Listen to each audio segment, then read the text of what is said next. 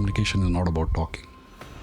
Communication fundamentally is about listening. Ashish Saxena is a global leader with 27 years experience across Australia, the Middle East, Europe, Africa and America. He's an expert in communication, emotional intelligence, change management and innovation. He has led teams at top companies like Nokia and General Electric, driving transformational change and high performance in multicultural settings. All business or leaders are trained to believe that businesses struggle. It's actually a belief. It's a very creative job. Leadership is a very creative job. Do you think that's happening well in the corporate world at the moment? Not really. This is where the problem is. I would always say that business is about creating asset. Business is not about doing anything else except creating assets. What are the golden rules for business? It's not how much you. That's the fundamental lesson about business. Smart people find it very difficult to work together because they are full of ideas. This is now the leader's job is how could the actually quality of your team is not based on how good they are collaborating. Quality of your team performance depends on quality of their conflicts. How much of an impact is AI having on leadership? I would say none, because as I said, Ashish, if someone is listening and watching this episode, why would they pay attention to you? I've never thought like that way. I think it's more about sharing my journey, and maybe that my journey might be useful to someone in some ways, and that's what I think could be of interest to people. For people who don't know you, what is the background that you've come from that has shaped who you are today? Yeah, it's been a journey. I think like everyone, it's been a journey about moving from different countries. I started my career in India and then moved to Middle East, then moved to Australia, then moved back to Middle East and went to Europe, and then worked in Middle East again, then traveled a lot to Africa and have worked in pretty much all continents, then traveled to Canada, US, and now finding my home in New Zealand. So it's been quite a good journey. You've done many things in your life as a business professional. What could you tell me the most profound experience as a businessman, as in the corporate world? What is the highlight for you? What is it something that people need to know about you to be able to understand you? I think for me, the business is all about people. It's very simple. And when I left and traveled across, the challenge was always the cultures, like understanding how this culture works in this business model or in this context. So understanding people became my passion, understanding cultures, and I could actually work with different cultures comfortably. I could see that it's quite a good experience when you are actually working from a different angles and looking at the same thing from a different angle. And I think for a businessman, it's very important to not get locked into how he sees things. It's important to see how things are from the other perspectives as well.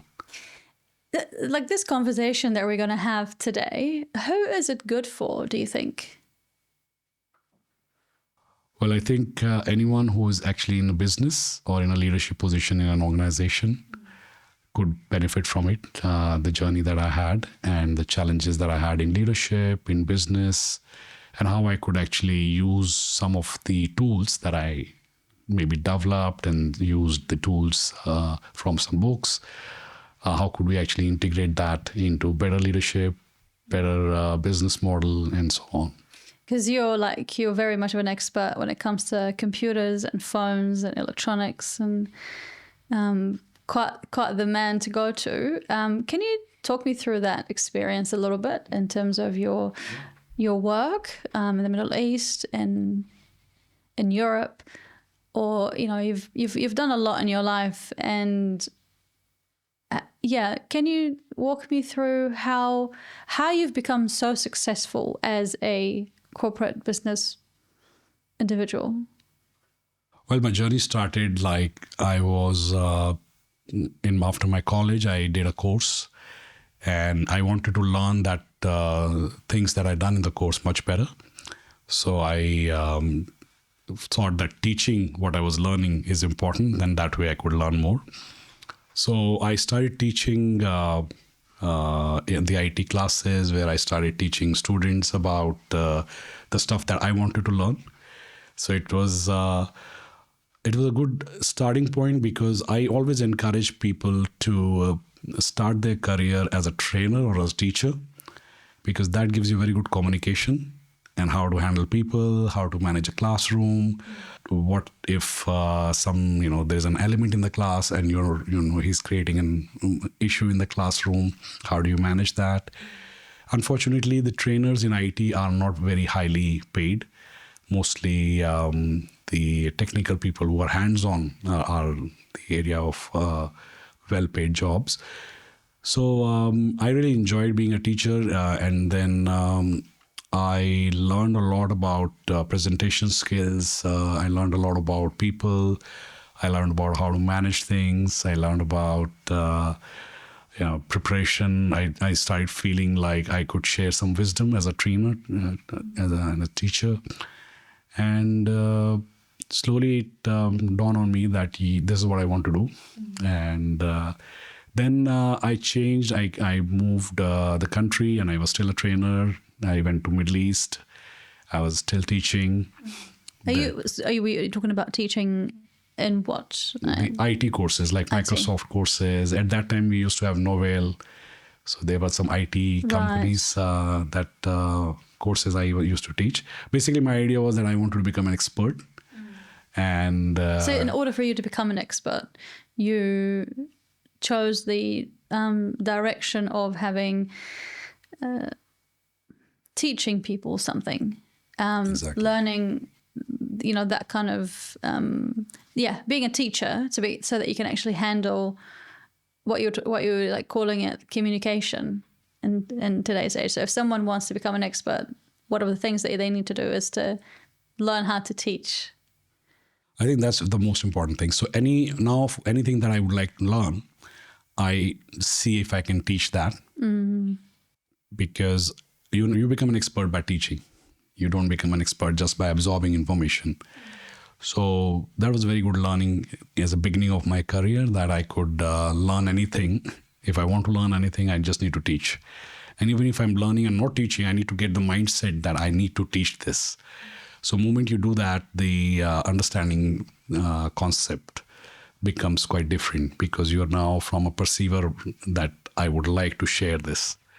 And the knowledge that is shared is actually automatically somehow grows. So would you say that you are good at talking to people? I don't know if I can say that. I think it is more to do with I enjoy talking to people. Surely after all these years, you're very good at it. I don't know that. I think that's a feedback that people should give. If someone wants to be really good at talking to people and learning how to do that in this day and age, from your experience of how you got on, what was the number one thing? Like, if you like, just recap it for us. What is it that they can do to be really good at talking to each other? This is where the problem is, that we are always talking communication in terms of talking. Communication is not about talking. Communication fundamentally is about listening. And that's where I think the word that we use, communication, is a good communicator. Fundamentally, there is a challenge in that, because we always speak about speaking. Communication starts by listening. If you want to become a good communicator, we have to become an even better listener. Do you think that's happening well in the corporate world at the moment?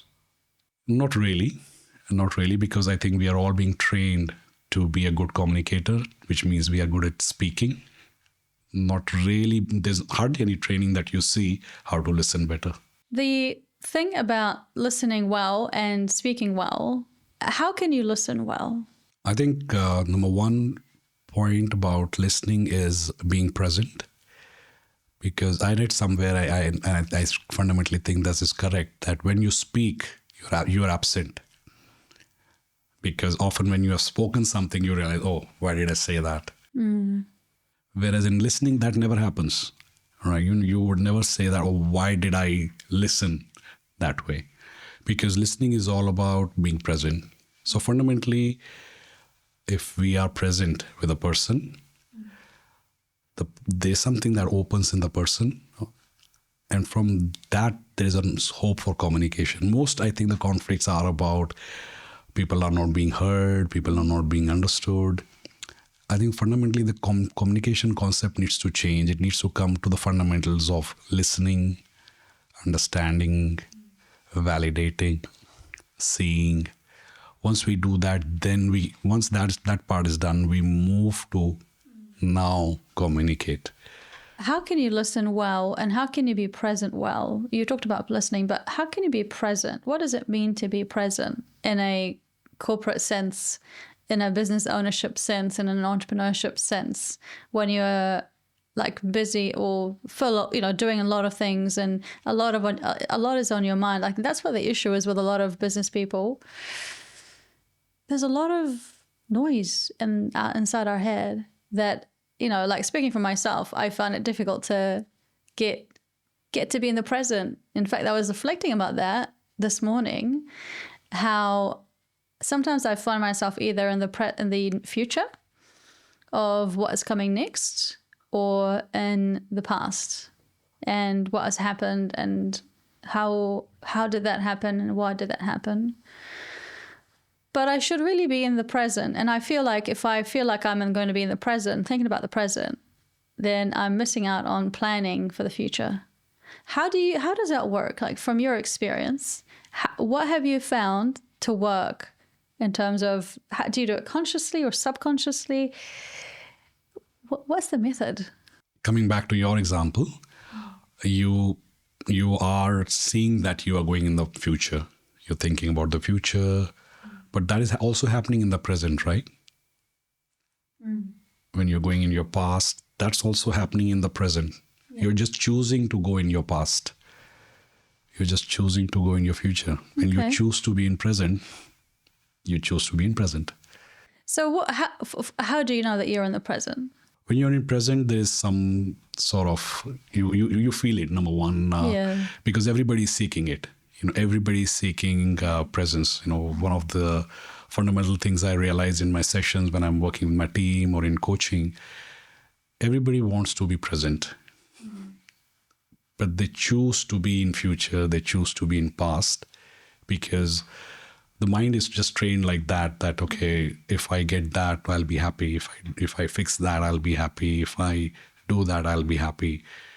But the moment you actually drop those things, suddenly you realize that you are in present. And when you are in present, I think the best judge is like how the other person is feeling in your presence.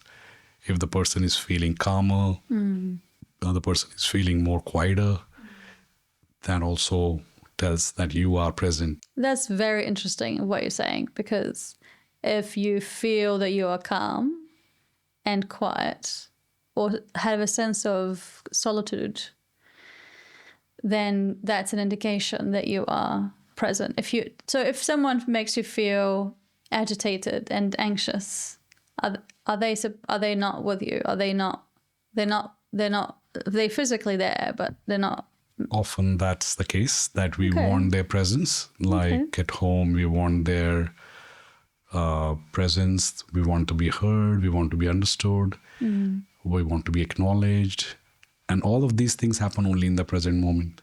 You can't be watching TV and then listening to me deeply, because it's not possible. The presence happens only at one. The thing which I learned about presence, it actually happens only with one thing or one person. You can't be multitasking presence.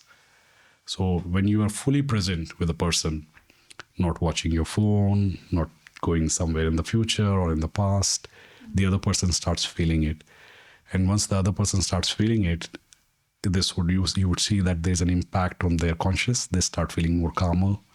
They start feeling relaxed. And I think a lot of coaches use that. A lot of coaches have a good presence.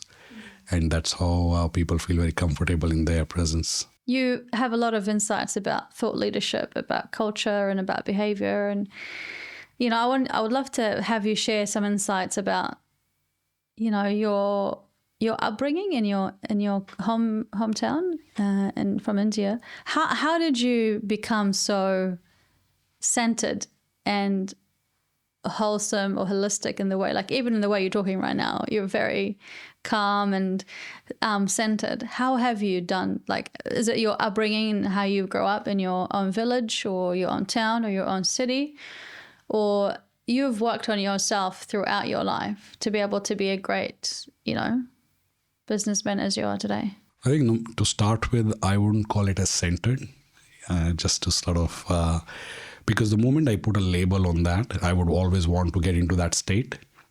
Sometimes the centeredness is a state, sometimes the chaos is a state, and sometimes other feelings have a state that comes in.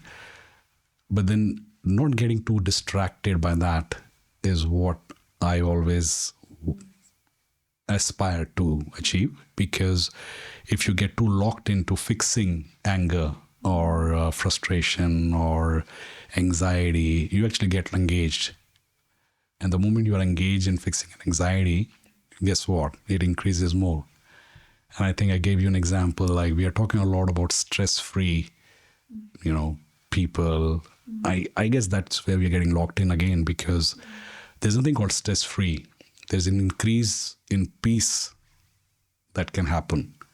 So there can be an increase in centeredness that can happen, rather than me fixing the other apps, other So you're feeling. saying the labeling of something is not quite... Not accurate. Not accurate, so is it wrong to say I want to be centered, I want to be holistic, I want to be calm? Like, how do you then get into that state if you don't subconsciously, when you speak it, obviously we know that the subconscious, whatever you speak is going to come out one way or the other, or whatever you think, then it's going to come into your speech. If I say I want to be centered, that means I'm telling I'm not. So if I don't want to be centered, automatically I am centered. It doesn't make sense, actually. Okay, let me give you an example. Yeah. Let's say you want to be peaceful. How would you feel immediately? Trying to be peaceful. You may not feel peaceful, I guess. If you say, I want to be peaceful, would you feel peaceful? No. Right. And just for now, if you drop that and you just say, I have peace, how would you feel? Probably have peace. So what's the difference between I want to versus I have? I want to is basically a state that it's a lack, I don't have it. Whereas I might have 0.1%. Doesn't matter. I'll increase from 0.1 to 0.2%. I'll get there with the peace. Maybe 1% someday, or 99% someday. But if you focus on I want it, you're actually at zero. How can you learn all this stuff? Like, a lot of us read self-help books and personal development books, like Atomic Habits and stuff like that. What are your thoughts on these books? I think the challenge is my personal challenge in that space is because I've traveled so much and seen cultures. 99% books are written from one country, and the one country doesn't hold the entire world's culture. So what might work there doesn't mean that it's going to work the worldwide. The mindsets are different, the thinking is different, the beliefs are different. So what I think the challenge that we are facing today, we have too much knowledge and less wisdom. Wisdom comes with experience when you ask questions. So when I did my MBA, I realized that I could actually absorb much more than the other students in the class, because they were grabbing knowledge, passing exam, whereas I had actually seen those life experiences where I had failed. If I had applied that knowledge, I could have been able to solve those problems. So when you get knowledge as a content, pure, it is actually in a way not that useful, because it becomes another rule in your head to follow out of like millions of other rules that we say, I'm going to do this, I've read this, I've understood it, now I'm going to follow. It's not going to work, because what we need more is less rules. We don't need more rules. The more knowledge we absorb, more rules becomes part of it. No rules. So Less rules, I would say. less rules. What are some of the rules that are not helpful for entrepreneurs and CEOs in this present day that they are following that they perhaps might not be as useful for them? I think fundamentally, all business or leaders are trained to believe that business is struggle. It's a lot of hard work. And it's actually a belief. Whereas it's a very creative job. Leadership is a very creative job. So when you see that I am actually doing this job to be more creative, your mindset shifts from struggle again, coming back to, you want to focus on struggles or you want to be creative. If you focus, I'm going to fix the struggle, you'll have probably more struggles because that's what universe thinks you like more. Whereas when you say, I'm going to be very creative in solving this, then I'll be creative in solving the next step, and then I'll be more creative. So there's more harmony in that creation. It is more holistic. You are not only working for yourself, you're working for a bigger purpose. You mentioned leadership now, so I really want to ask you about leadership then. Holistic leadership. You have such passion for that, and you've worked towards that sense of leadership. What is holistic leadership, and how do you get it? Holistic leadership, I started working on it many, many years ago on myself to begin with. It's about, to start with, there are a lot of characters inside us. One is screaming, let's do this thing. The other character is saying that let's not do it, let's relax today. One character might be saying, you have always done things like that. And then the other character might be saying that I need to change. So there's a lot of team inside me that's working. So as a leader, first I need to bring my team on the same page, which is the team inside me. Then I can actually go out and work with my team, which is in the external world, because now I've worked with my team inside. I know how to talk to this character when it comes up. I need to know how to manage this character when it comes up. So in the world, the similar character would come in the physical form. I have already trained myself how to manage this. It becomes very easy to manage that. So it's more holistic for me, because often we are trying to manage people we are trained actually to believe that we need to control other person. That's how the leadership would be. The management needs to control the other person.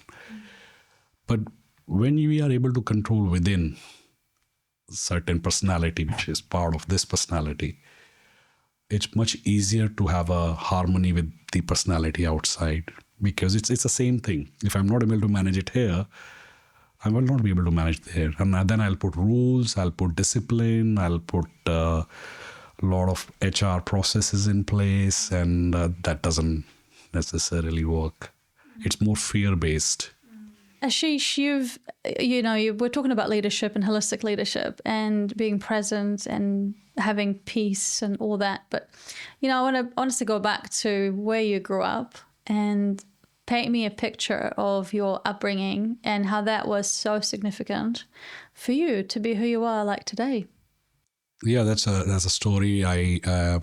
My father used to live in the city, and my grandfather used to live in the village. And from the early childhood, we used to go to our grandfather's house. He had a massive, big house in the village. And we used to learn lessons on leadership and business, spirituality from him. And he also got the ancient wisdom. The family, the house that we have in the village we were living there. The house was there for 400 years. And before that also, my ancestors have been living in that same village. It's in the north part of India, which is a place called Ayodhya, not very far from Ayodhya. And I used to sit with my grandfather often and learn life lessons, because he never read a book. Now, one of the questions that you asked, that he used to discourage reading books. He used to say that first get a problem and have a burning question. The answers will arrive. Don't wait, don't fill yourself with the content, because then you will start creating, in a way, those problems, saying, hey, I have a solution for it, before you even really have a problem. Often we are too early in solutions without really letting the problem come up and give us and get the insight from within. So he used to teach us a lesson that if you want to really solve something, first focus on what questions are you asking, because often the challenge is in the question, not in the answer. The question is not correct. So that ancient wisdom, I think most of it is now being lost because it was never written. It was only communicated by people. And when you have that question, the wisdom is given to you or the person who needs it. And that made more sense, because it's now you needed it and you've been fed with that, and now it stays with you. Now you figure it out that, yeah, this is how this will be. And we were always encouraged to find our own answers. He used to always say, I don't know whether that's right or wrong, he used to say, Guru is someone who goes around, he basically pulls you to get your own answers. And when your answer is your own, it'll stay with you forever. Whereas if you get the answer from other sources, before you even had that question, this will be very temporary. And we used to go around the village. He used to tell us small things, like if I would say I'm not happy today, so he would give me some money, and he'll say, okay, now go and make someone else happy. And I would say, why should I spend money on someone else? He would say, you will realize it, and then you have to go and help someone who needs it. So I would go and buy some cooked toffees or chocolates, and I would go and give it to the poorest children, who would start dancing by getting that, and I would come home and I'll say, I suddenly feel quite happy. What is that? He said, whatever you share is what you are going to get. That's the only lesson in life. If that we apply in business, for example, that's the only lesson. Whatever we share is what we are going to get. So that's a lot of wisdoms like that he used to share, and I still have a lot of stories. That is a very profound and beautiful reflection. And I absolutely love it, because it's so deep and simple. Yeah, it's so you can apply this to every area of your life. Well, I love what you've talking about, whatever you share, you receive. And if you're not happy, then go and make someone else happy, and you'll be happy in the process. Isn't it that simple? You must have experienced that as well. Yeah, I have. I often think if I am doing something, doing something, let's say going for a walk or just attending an event, and it happened to be on my own, and I always feel, it would have been nice if a friend of mine would have joined. We could have gone together, and I would have learned more or better, or really had a fun experience with being someone else. So that sounds like a wonderful upbringing, where you had this luxury of sitting beside your grandfather and maybe your father, your village. So how many people were there in your village and your family, extended family? So it's a family tree, my great-grandfather's brother, my great-grandfather's father's brother. So probably at that time we were maybe 50, 60 of family members living together in the village. Big family. Yeah, and we never knew that he's the distant relative, or the concept didn't exist. It was just family. That's it. You call him uncle, aunt, and that's how you treat them as the same. And it must have enriched you, they say a village raises a child rather than a city, or one teacher, or one parent, or two parents. A village raised you. Talk me through that and how that really helped transcribe into being a leader today. Yeah, I think that's so many examples that I used to get about leadership. And it's all about like when you say, so I would generally ask in a setting like, oh, I'm a leader, how can I serve my people? So, and I would see my grandfather operating that, okay, he's just serving people. And I would say, yeah, it's easier to learn from him. How can I serve people better? He would, again, going back to the good question theory, he would say, change that. And I would say, change to what? He said, how can people be served better? I said, what's the difference? It's the same thing. He said, no, you are asking, how can I serve people better? Because sometimes the service might come through you. Sometimes it might come through some other sources. But when you say, I need to serve them better, it will be always about you. You will be always talking that I need to serve them, and you might block some of the other services that are coming in their way. When you say, how can people be better served? You're asking a bigger question. You're actually doing a service. And the service starts when the I is dropped. Like in Sanskrit, he used to tell us there is a word called seva. And he used to say siva. Siva means without. Without means without I.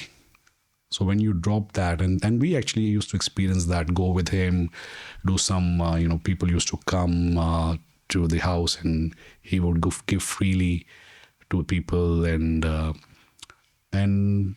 I saw that when you serve without I, like I need to take credit for this, I need to, like, if I may use the word politician, like if I have done this, I need to get credit for it, I need to get vote for that. That actually stops you from being a leader. You become more like transactional. That leader is not transactional. Leader is more about giving. And he also knows what I'm giving is also what I'm going to receive. But he doesn't give because he wants to receive. There's a fundamentally, like, I think as a child, I could absorb that and see value in that, which I think as an adult, I may not have understood it. And I think this coming back to the same fact that what you give out is what you will get. And we hear this a lot, like everybody talks about this, but to genuinely see that and experience it is that really comes to the wisdom. Yeah, there's a lot of challenges that we come through as, people in business, as leaders and entrepreneurs. And what you're saying is kind of makes sense. Have you applied that in your life? Applied it in your leadership? A lot actually, because one of the things I learned is like being an invisible leader, because the more you are visible, things come to you and you become like a center point. Whereas when you become invisible, people take care of it and things sort of get settled and they align with each other better. If someone said to you, I want to spend half an hour with you and, I'll give you $10,000, I don't know. What are the golden rules for business? I would actually always start with understanding what the real question this person has, because his question might be that he just want to make money. He's just doesn't want to serve. He just want to make money. So that he might have a different answer for a business. Like he might be good with going to some investments business, maybe to do with some trading, which is not really a service. Well, it doesn't matter what the sector is. Like, just imagine that someone comes to you and say, I'm going to give you $10,000. Teach me what you can about, like, give me a masterclass about how I can be really good at what I'm doing right now. Timeless principles that have served you well throughout your life to help made you a better leader, more productive, more present, more peaceful, all these things. What sort of areas would you touch on that you would say, oh, you need to remember, this is what I have done in my life, and that's how I was able to accomplish and overcome this challenge? Again, I think the answer would vary based on the person. But for me, if someone is asking me about understanding the business, what context of the business, I would always say that business is about creating asset. Business is not about doing anything else except creating assets. So anything you do in your business Have you created an asset? That's the fundamental lesson about business. And that asset is what really business worth. It's not how much you earn, how much is the money currently the business is making, because the markets are always changing. The new product might come in and suddenly you'll have a challenge. But has the business created assets, which is now making the business worth? I think that is where I would always tell a business owner to focus on. And ultimately, that's what really business is all about. What do you say asset? What do you really mean? Could be anything, like, for example, you have figured out the marketing process. So you have got the business asset, which is maybe your software, maybe your team, the people. Maybe you have got the system in place where now you know how to do marketing well. And now that is your business asset. So which is actually working without you being in the business. And that asset is where the business really lies. And that asset gives you money, that asset gives you income. But then the moment that asset is gone, your business is gone.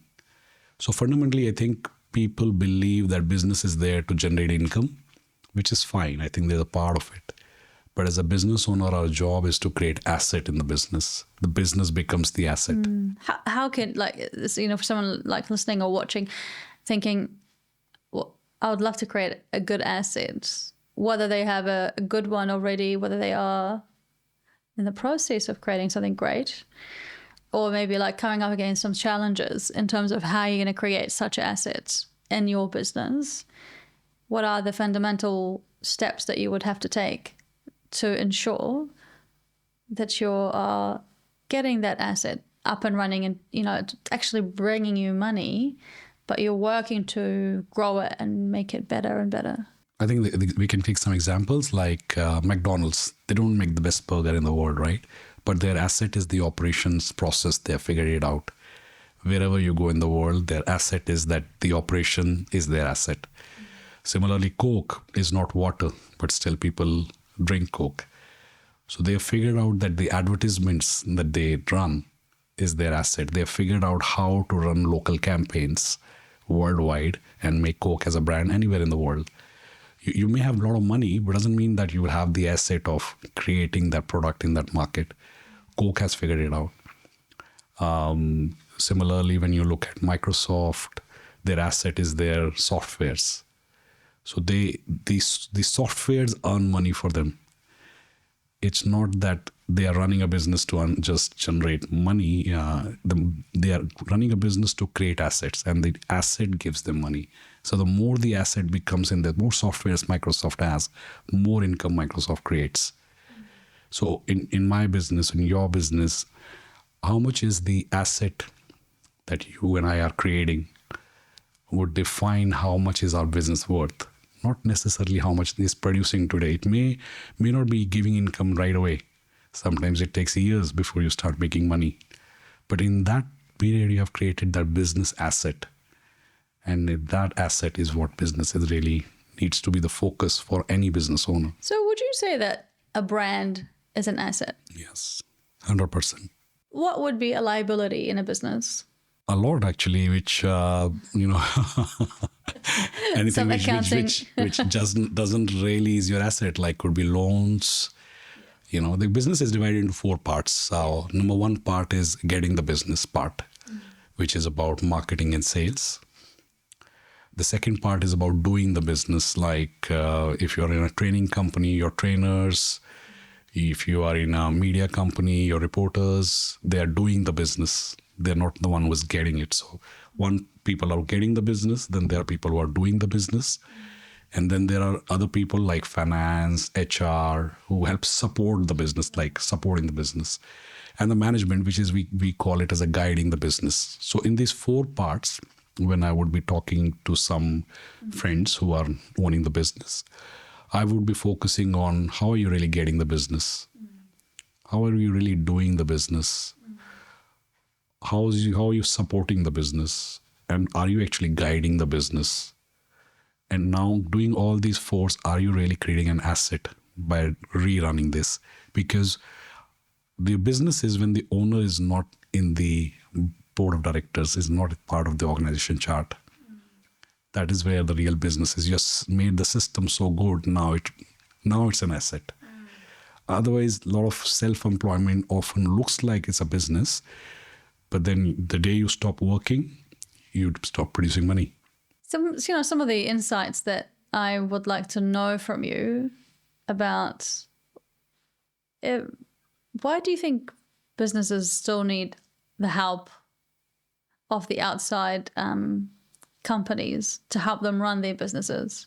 Why aren't we all able to know exactly what to do, learn it once, apply it? Yeah. Why do we have to have... It's a great question, actually, because this is also, I think, again, going back to the ancient wisdom is, and I can relate with that. Yeah. So we were actually in the farms, and in those days we used to have like tractor, big, like still is the same one, but the old way of... So we used to like call something like a water pump. The water used to come from the tube well, and we would have a tractor. And so once I sat on the tractor and I said, I'm going to run it. And I'll figure it out. Like I was probably 12 years old, 13 years old. And I said, my grandfathers told me to ask my own questions and figure things out. I'll run the tractor, and what's the big deal? And of course, not having a good training, no coaching. The moment I put the key, it started doing that. I got scared. I switched it off, and I very with a lot of fear, I did share this story with my grandfather, and I said I did that. He said, "What did you learn from this?" I said, "I need to learn doing how to run a tractor." He said, "But how would you become perfect?" I said, "If I practice, I'll get perfect." He said, "Both answers are wrong." I said, "What is wrong? It's like, this is how everybody learns, right?" He said, "No. First, you get training from the master who actually knows the tractor so well that you don't really need to figure things out." I said, "But you used to tell us that figure things out." He said, "I used to tell you how to run a tractor is your question, right? So first find the master who runs the tractor well." I said, "Okay, and what is the second step?" He said, "Don't practice. Practice the right things. Because if you get into the mindset of practice makes everyone perfect, you will actually be trapped, because then you will have to unlearning will become the right practice makes it right, makes it perfect." I said, "Yeah." So I was actually and found the master who actually ran the tractor, and asked him for some lessons. There were small tips, change a lot of things. So as a business owner, if you find someone who's already successful, has already done it, could be your trainer, could be your mentor, you will do the right practice to get perfect. Otherwise, you will be figuring out how to switch on the tractor, how to run the steering wheels, where to put this thing, what do you do when the tractor gets stuck, what happens when it rains, how do you cover the tractor.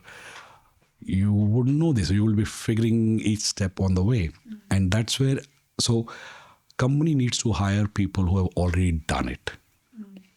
Often what happens at the organization, which multinational experience that I have, we go to other big companies who we hire consultant, and we want them to tell us what we need to do, but they have never done it themselves.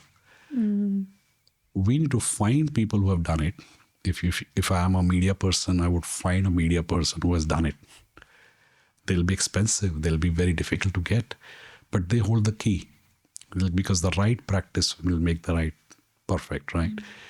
So most organization, I think they like to go through the shortcut that, okay, let's hire this big consulting firm and they'll give us the answer. But they have never done it themselves. So you don't go to someone who has never done it. So my approach has always been that in the companies I've worked in, my mentors are the people who are actually 1 or 2 level up. I would go and sit with them and I'll say, could you mentor me and tell me what you did which made you reach here faster than others? And There are not many things, Meena, in that. There are only one or two things extra they were doing. I think I was looking at this Roger Federer speech, and he said he was only winning 54% times.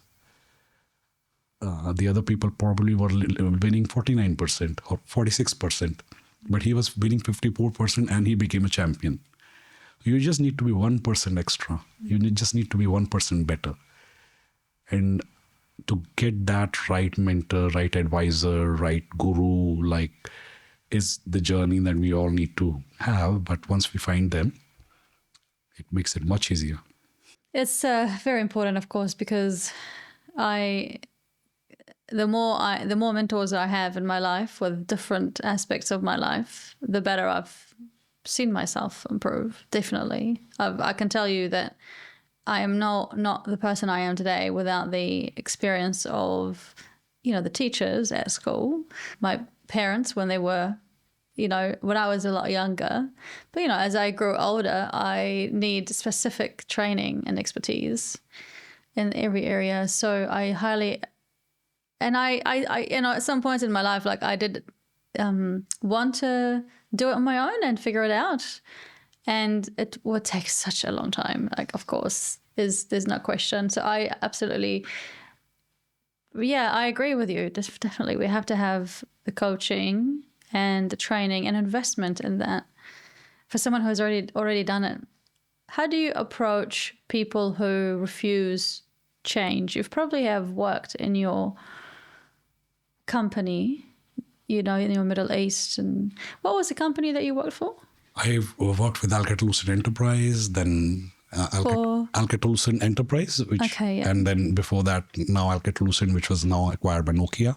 And can you just give us a quick gist about what this company does for people who don't know them? So Nokia is a worldwide company which provides like Spark, mission critical networks of airports, bigger organization. So that's what these companies provide: wireless networks, collaboration networks, and LAN and wide area network. And before that, I had worked with General Electric, which is American giant, and I was working with the outsourcing division. Mm-hmm. So we used to outsource work outside Australia, United States, and before that, I had worked in. Partly, I worked with Emirates Airlines as a contractor and some other companies. And it has been quite a mix of large multinationals that I've worked with. With all of this training that you've done, this work experience that you've done, you've probably come across people who were very resistant to change, just people who did not want to improve. How did you deal with that? Yeah, it's a great question. I think there are two levels of that. One is the organization change, and the other one is the individual change. Now, when you want to change an organization, you need to do it very fast, because you should not prepare the people who are going to resist, give them time so that they're getting ready. Oh, this change is coming now, we need to do this. You just create the momentum, do the change, and done. And it would catch them by surprise that, oh, what do we do now? But it's already done. So the change needs to be very fast in an organization level. Now, it's an individual level. Often there are motivational issues that, okay, they are not convinced. They believe that they've been doing it this way, and it's been producing results for them.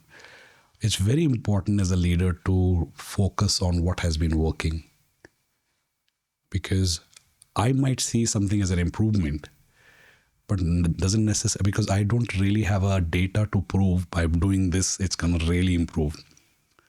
There's more important, like we call it like a cost of not changing versus cost of change. So when you balance that and you see that if I don't change, what is my productivity level now? If I change, what would be my productivity? That is actually slightly theoretical to begin with, the improvement in the process. But one is we need to, if we are sure that this improvement is going to make a change, we need to see as who's the core member in that team. We can actually convince that core member, and he actually is going to influence the entire team to support that change. So you don't do that individually. You pick up the people who have influence in the team. Generally, they are like 5% of the team members who have that influence on the team. They're not necessarily leaders. They don't have titles. But you need to pick them as, if I convince them, they'll actually influence the entire team to support this change. Now, within that, if there are some individuals, if you have done that, the influencers is already influencing, but there are some people who are not being convinced with that change. You need to have a one-on-one discussion with them and understand. And often they would actually give very key points about the thought process, what is being actually they're believing.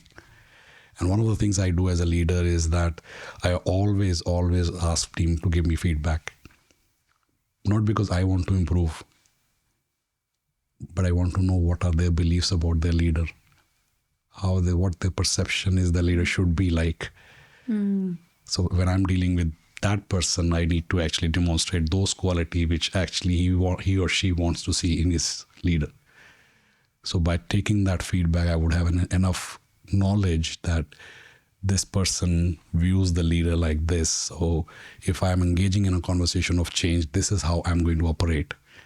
So this actually becomes more individual discussion.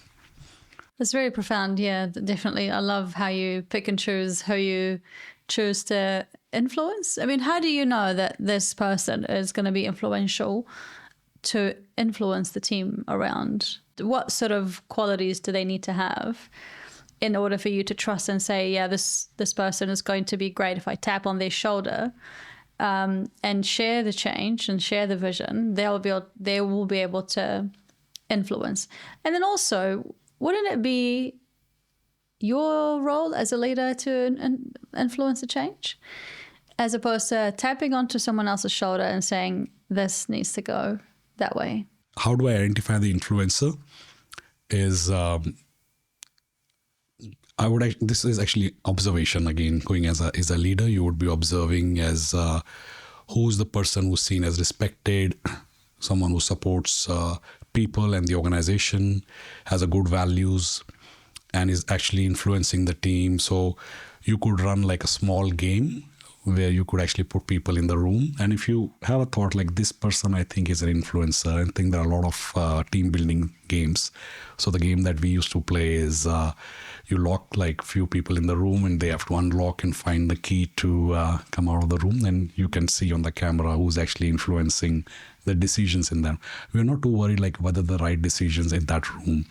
We are more focused on who's the influencer. So if I want to bring a change, who would be that person I would be actually talking to, and they'll bring that change.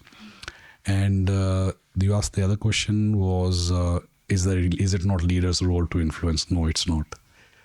It's whatever is working. The leader needs to see what is working, and he needs to use that what is working to the best advantage for the business and the company. He doesn't need to go there and change just because he believes he needs to influence. And I think fundamentally that's where the leaders get wrong. It becomes about me serving the people. I think going back to what I said in the beginning, how can I control this division rather than how can this division be controlled? Because fundamental question about any operation, we need to ask, what is working well? Fundamental question, what are the problems here? Tell me about the challenges you're facing. Wrong question. You're framing them to focus on problems, challenges, and then that's how they'll bring it out to you.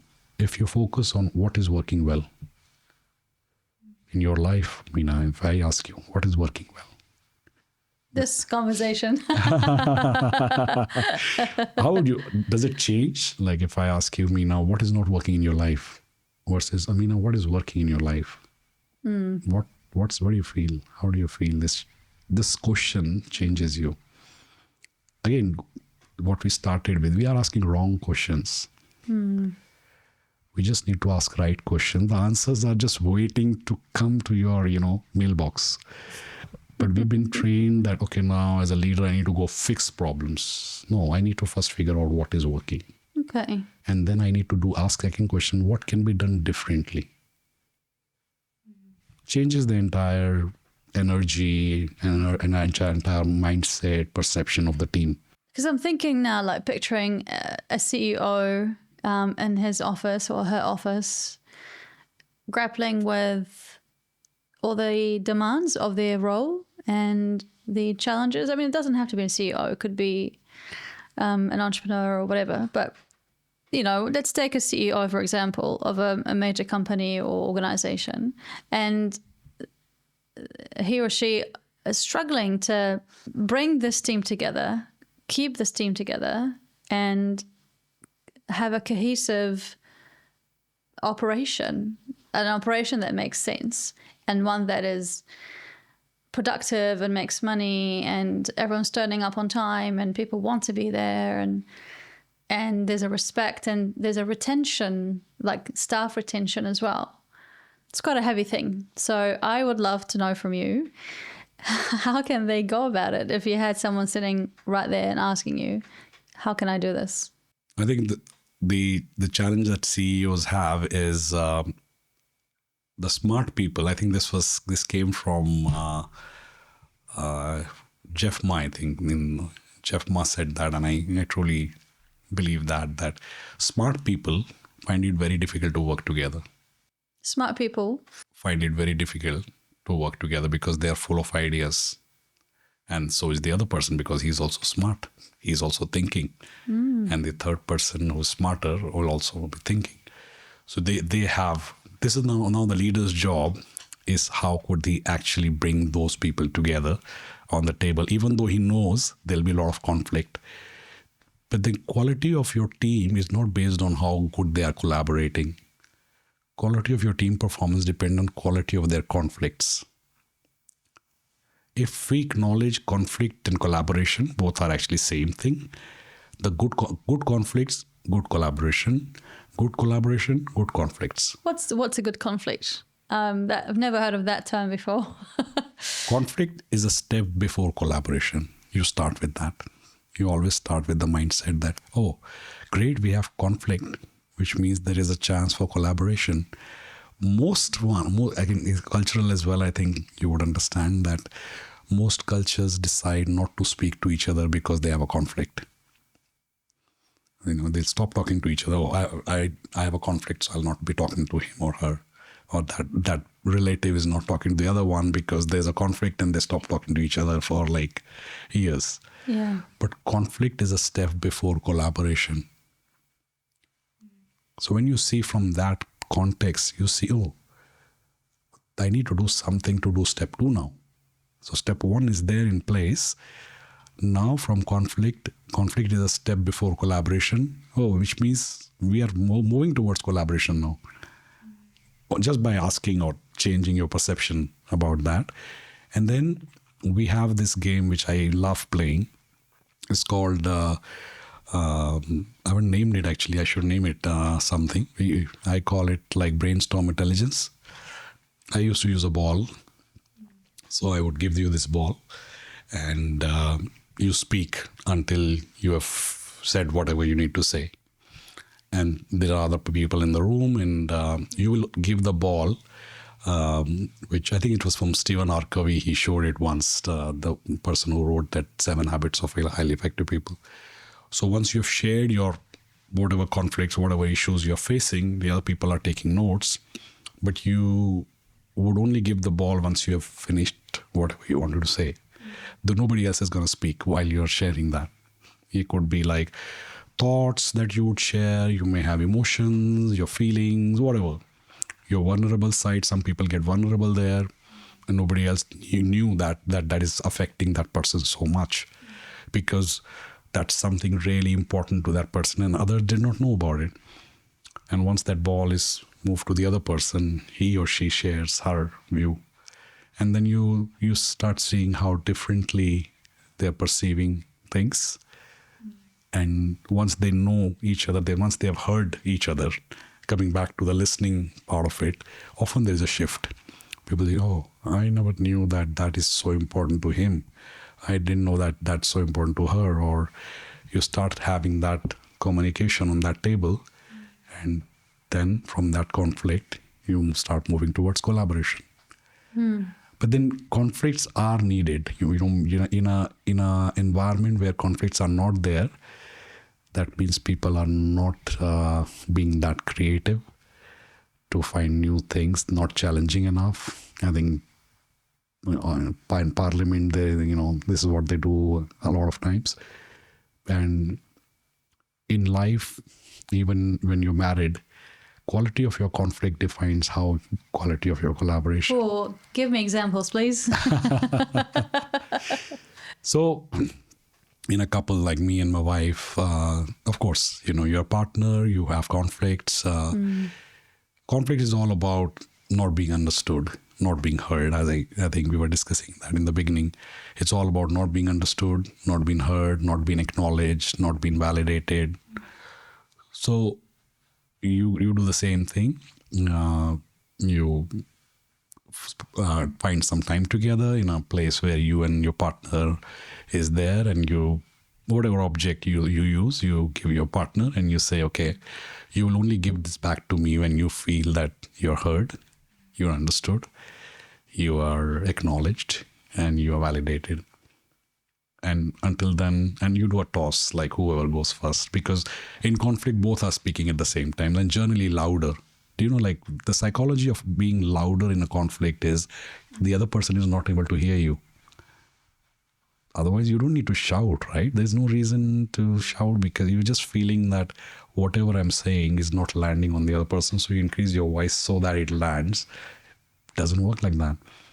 So you use that, and the person gives you the object back only when they have like 4 of these properties met.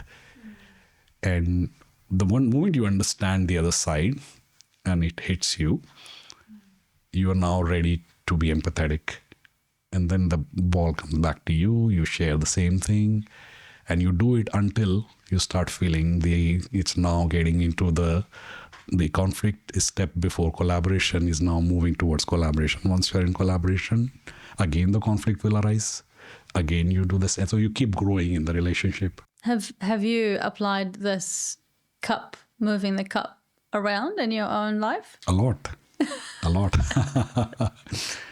Yeah. Well, that's very good, because hopefully people who are going to be watching this or reading this or listening, hopefully they'll take on board that. There's something powerful about allowing someone to speak and listening, and being able to really solve a problem, whether it's in your work or your family. You've probably have done a lot of training in your life, and there's probably one training that has done a lot of good for you and is quite memorable. Yeah, I think. What was it? Yeah, that's training that I did, I think, about more than a decade ago. And this training company provided training on how to set goals, how do you set like an annual goal, and how do you change that to quarterly, to monthly, to daily. So when you, let's say, want to achieve a goal, you have want to achieve in a year, what activities are you going to do on a monthly or a quarterly basis? What are the activities you are going to do on a daily basis? So I still use that. If I want to achieve something like in 3 years, I would actually say, okay, what is what activity of today would actually map to that in 3 years? Then in the same training, we had a lot of things about decision making. How do you make better decisions? How do you manage your time better? How do you communicate better? Communication planner, which is basically planning how the communication is going to flow. And how do you create a learning log of how things could be when you want to learn something? How do you create the log of that? And that was one of the best trainings I think I did more than a decade ago, and been very useful. What was the name of the program? It's called Priority Management. It's has it made a huge impact in how you operate as a leader, as a businessman? It does actually. I think it gave me the tools which I could use to make better decisions. Gave me tools to better manage my time, my emails, my calendar, my task. It also helped me to have a better communication, have a better control on my plans, my goals, where my team is, and what changes if I want to do, what would be my communication around that. So yeah, it was quite a good one, because I think I recommended this to a lot of leaders who came to me, and I said, you might want to consider this type of training. You know, I want to find out from you, where do you see the leadership sphere, the sector?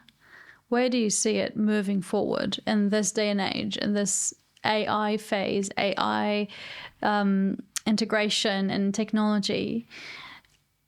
Are we becoming better leaders as AI and technology is kicking in hard, or are we getting worse?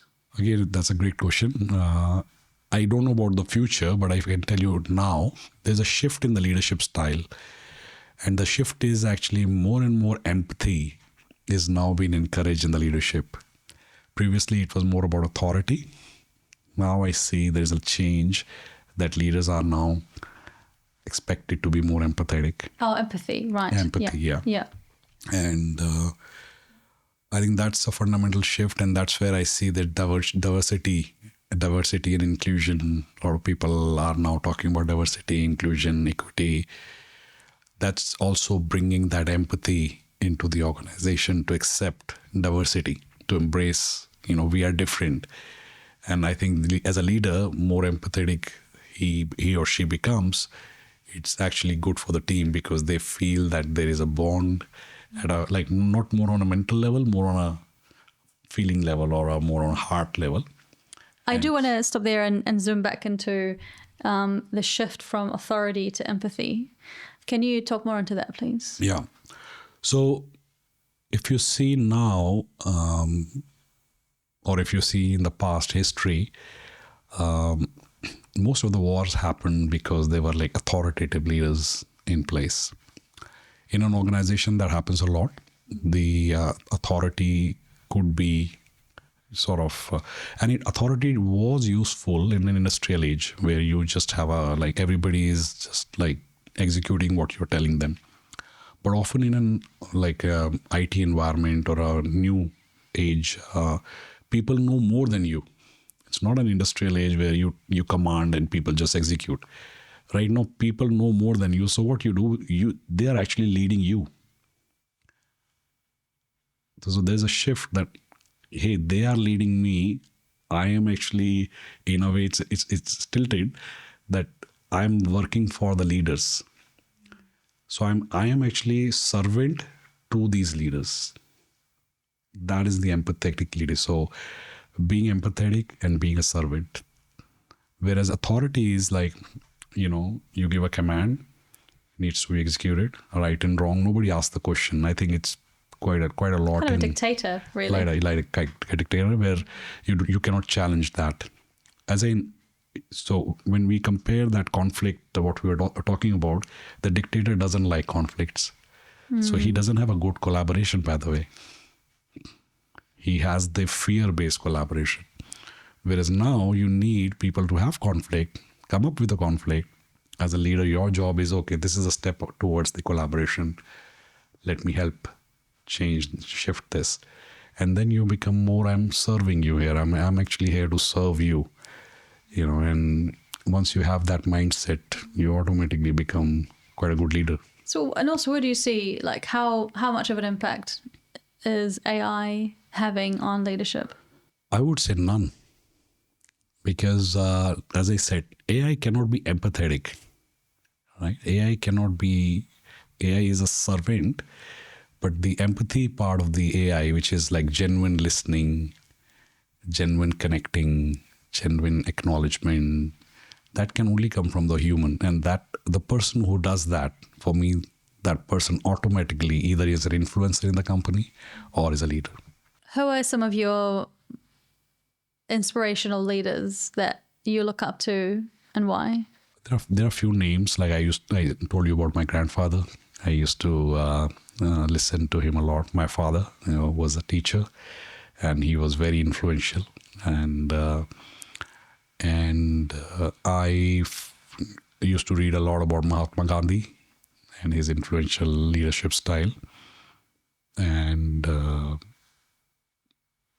so many names. But then, as I said in the beginning, I like to read them, but I don't want to become them, because then I'm not me. It's not me.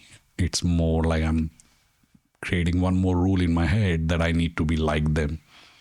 And then when I try to be like them, I would have conflict inside me, because there is a part of me wants to be like them, and there's a part of me wants to be like me. So, somehow they need to collaborate.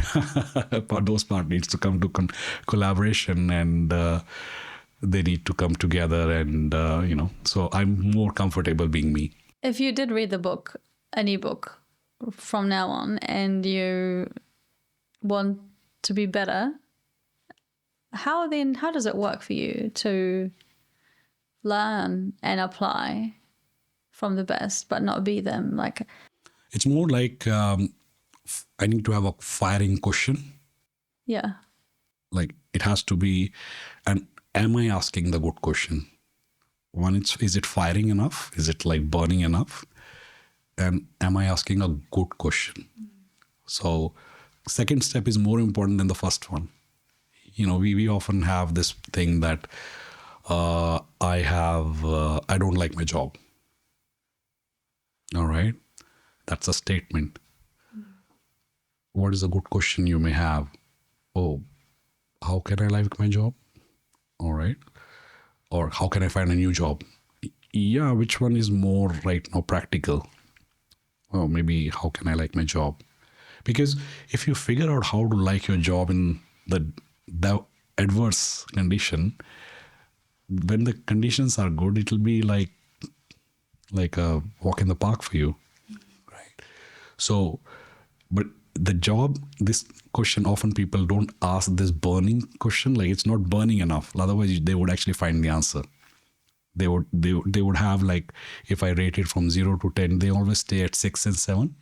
I don't like my job. How do I change my job? How do I find a new job? But it's not burning enough. And once you have a burning question, you have a burning problem, or you ask a good question, the book arrives. You will be surprised. And I'm always surprised, like how some of the podcasts, some of the books, some of the things arrive in my, just by asking a good question. Ashish, it's been really nice to have you on the podcast. I have a few questions to ask you more. One is, if I turn to your journal today, I don't know if you keep a journal. Yeah, I do. You do. What would I find in today's page? This podcast that I'm doing with you. It'll be also about how this podcast arrived in my life, or from an unexpected resource or person. And so it's I'll be very grateful that it did arrive. And today's page will be also talking about not taking credit of what I have received or what I have communicated or shared, because it's good for the ego to say that, I've done this journey over the years and it has been really good. I must share it. I must tell everybody else. But then it is going to arrive to a person who's really having a firing and asking a good question. It's going to arrive, not today, maybe sometime, depends upon their readiness. It is going to arrive. It's as simple as that. So I'm really happy with the journey that I have had, and quite grateful, and genuinely, and I don't practice this as a thing like people say, well, let's practice gratefulness exercise. Because again, if you make it as an exercise, it's again a rule, right? So for me, gratefulness is about feeling that, okay, wow, it's magical how things are happening. And when I feel that, more magical things somehow come into existence. That's so beautiful, Ashish. Thank you so much for being on the show. Appreciate you. Thank you. Thank you, Bina.